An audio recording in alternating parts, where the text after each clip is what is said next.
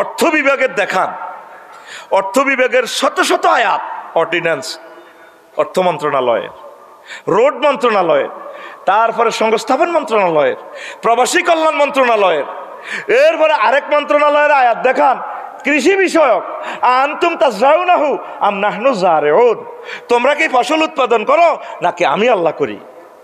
ওয়াফিল আরদি কিতাউন মুতাজাওয়িরাতুন, পাহাড়ে কোন ফল হবে, জলভূমিতে কি শাপলা হবে, তারপরে সমতল ভূমিতে কি ফসল হবে, এটা ডিজাইনও মোহাম্মদ সাল্লাল্লাহু আলাইহি ওয়াসাল্লাম বলে দিছে, আল্লাহ বলে দিছে।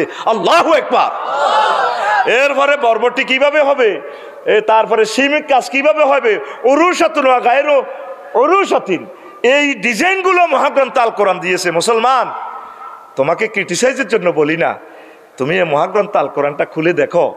ও পশু সম্পদ মন্ত্রণালয়ের সকল আয়াত, একটা সূরার নামে আছে পশু সম্পদ মন্ত্রণালয়, সূরাতুল আনআম, সূরাতুল। এবার বিচার বিভাগ দেখেন, বিচার বিভাগ দেখেন, লক্ষ্মীপুরের ক্রিমিনাল ল, সিভিল ল মহাগ্রন্থ আল কোরআনে আসেনি। দেখেন দণ্ডবিধিগুলা, রবের সামনে আপনাকে একদিন দাঁড়াতে হবে।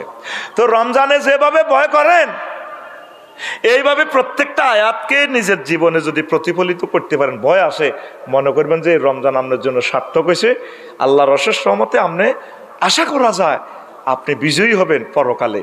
এই দুনিয়ার জীবন যাই হোক, জয় পরাজয় আর কি 60 বছর 70 বছর, এরপরে এমন জয় আপনার নসিবে আসবে যে জয়ের দিনের আনন্দের শুরু আছে, শেষ। আল্লাহ আপনি আমাদেরকে কবুল করেন। আরো জোরে পড়েন, কষ্ট হয়।